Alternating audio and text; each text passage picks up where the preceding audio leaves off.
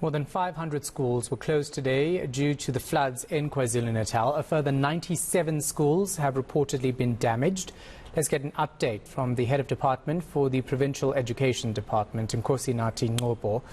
Mr. Nqcobo, thanks so much for speaking to us. Just tell us the situation currently with regards to schooling in the province. Are you going to have to keep schools closed tomorrow? Good evening to the viewers of the eNCA.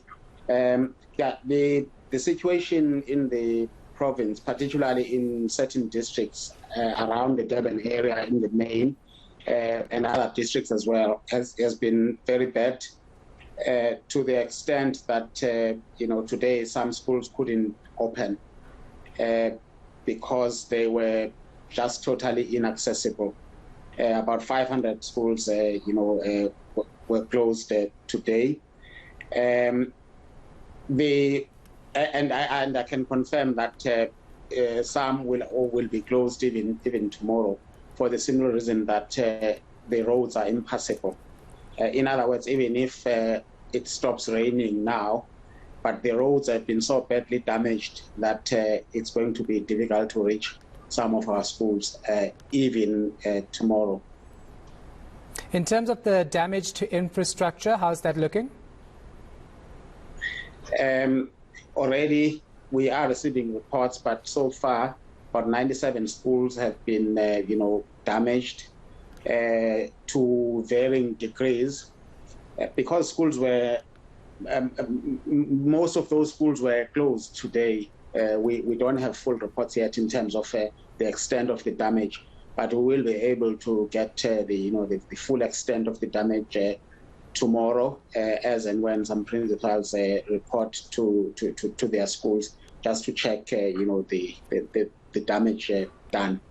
It's quite a disastrous situation because we're not yet recovered from previous storm damages that we had experienced in the province, and now this, which means in our already stressed budget, we have to look at doing some repairs in some of our schools. We reported that overnight there was a school in Mfulweni where teachers and pupils were waiting to be rescued. The Education MEC mentioning that today. What's the situation in that regard?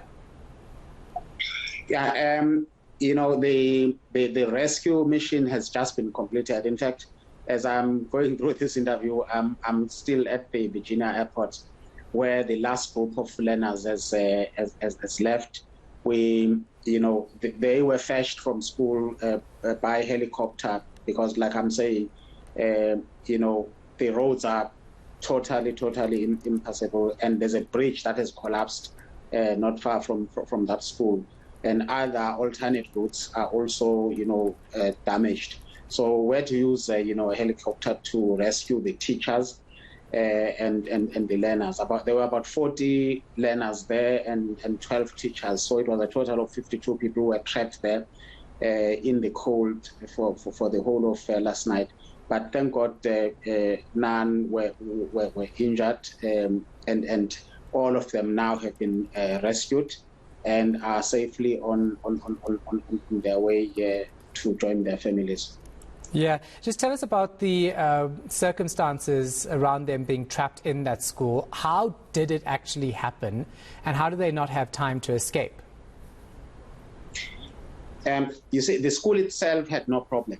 It was just the road leading to the school where a bridge had collapsed.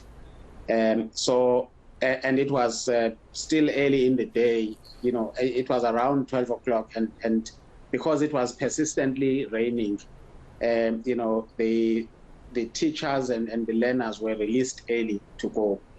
But by that time, when the teachers drove towards that bridge, it just collapsed right in front of their eyes, and leading to a car that was in front of them being swept away by the floods.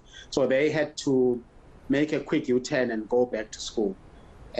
So it wasn't the school itself there that had a problem, but it was the collapse of a bridge that they had to use in order to go, and there was no alternate route, and that is how they ended up then having to spend the night in the school, because it was difficult to rescue them. Choppers, helicopters, so it was difficult to get them to go rescue them at night, and regrettable they had to wait until today for the rescue teams to be able to reach them. But it's all done now, and they are safe. So it was rescue teams, not the SANDF, that carried out this mission? No, the SANDF was going to join us later, but I think they were engaged elsewhere, possibly in other rescue missions, and they had said they would be available at about 6 p.m. So we ended up using other alternative rescue, teams that ended up finishing, the job. In fact, they actually completed the rescue mission just about, at about 6 o'clock. And it was 40 learners, 12 teachers. They're all doing fine, you say? They're all doing fine. The only learner who we've taken to hospital now was had at home. She had managed to go back home, but the house where her house collapsed, while she was at home. So because we were rescuing at the school, then we then said the parents must bring her back to school, so that she comes here, to us for medical attention, and we have taken her to hospital. But she's not, seriously injured. But the doctors who had arranged to come here and receive the learners, advised that they would want to observe her. But it didn't look that bad, the injuries that she sustained in her own home now, not in the school. And just lastly, in terms of the damage, right, you say 500 schools effectively closed, 97 have seen major infrastructure concerns in terms of the flooding. How long do you think it's going to take before you can say that all schools are reopening in KwaZulu-Natal? It's going to be a difficult task, isn't it? Yeah, I think we'll get a full report tomorrow, but we are confident that they will be operational at least by next week. In terms of the schools themselves, and where there are its roads that are a problem, working with the Department of Transport in the province and other departments, we will be looking at some makeshift processes, so that at least schools are reachable. So we are confident that by at least next Tuesday, when learners come back after Easter, our schools will be reachable. And just lastly, in terms of parents who have their children in other areas not so severely affected by flooding, but still relatively affected, what's your advice to them over the next 24 to 48 hours in terms of sending their kids to school? Yeah, we've issued a directive, and I want to reiterate it here, that employees, that includes teachers, as well as learners in particular, and the parents of learners, must really, assess the situations around where they are, and not insist on taking their children to school if it is not safe to do so. I think what we want to emphasize to the parents is the safety of our learners. We can always make plans to recover time lost, but we don't want to lose lives, rather. Yeah, so use your discretion, basically. That's your advice to parents. Thank you so much for your time, sir. Appreciate it. HOD yes. For the Education Department in KwaZulu-Natal, Nkosinathi Nqcobo.